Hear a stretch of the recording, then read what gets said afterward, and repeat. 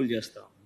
మా హయాంలో 2023-24 మా లాస్ట్ ఇయర్ 2023-24లో మేము 62,207 కోట్లు మేము అప్పు చేస్తే ఈ పెద్ద మనిషి 2024-25 ఈయన ప్రవేశపెట్టిన రివైజ్డ్ ఎస్టిమేట్లో ఈయన చూపించిందే 73,362 కోట్లు ఈయన అప్పు చేసినాడని చూపించాడు. అది వేరే విషయం అనుకో.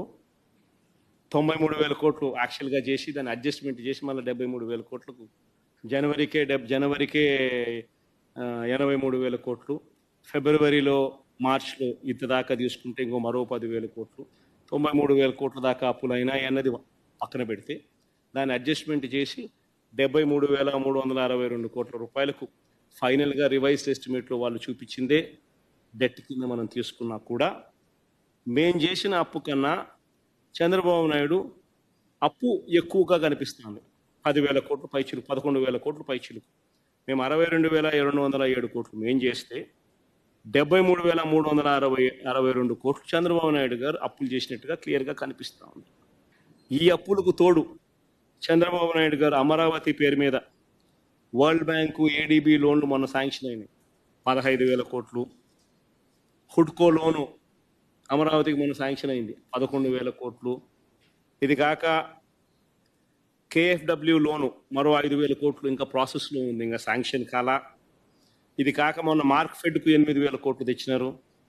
సివిల్ సప్లైస్కు మరో 5,000 కోట్లు కూడా తెచ్చినారు.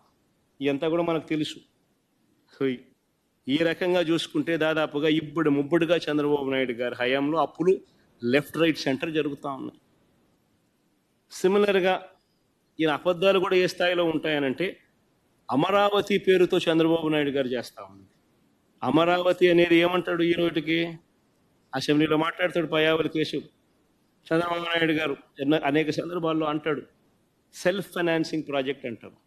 ఆశ్చర్యం ఏంటంటే ఇదే ఫైనాన్స్ మినిస్టర్ బడ్జెట్ డాక్యుమెంట్స్లో ఒక మాదిరిగా పెడతాడు, స్పీచ్లో ఇంకో మాదిరిగా మాట్లాడతాడు. స్పీచ్ ఇచ్చేటప్పుడేమో అమరావతి సెల్ఫ్ ఫైనాన్సింగ్ మోడల్ అని చెప్పి అంటాడు. ఇదే పెద్ద మనిషి పయ్యావుల కేసు ఫైనాన్స్ మినిస్టర్.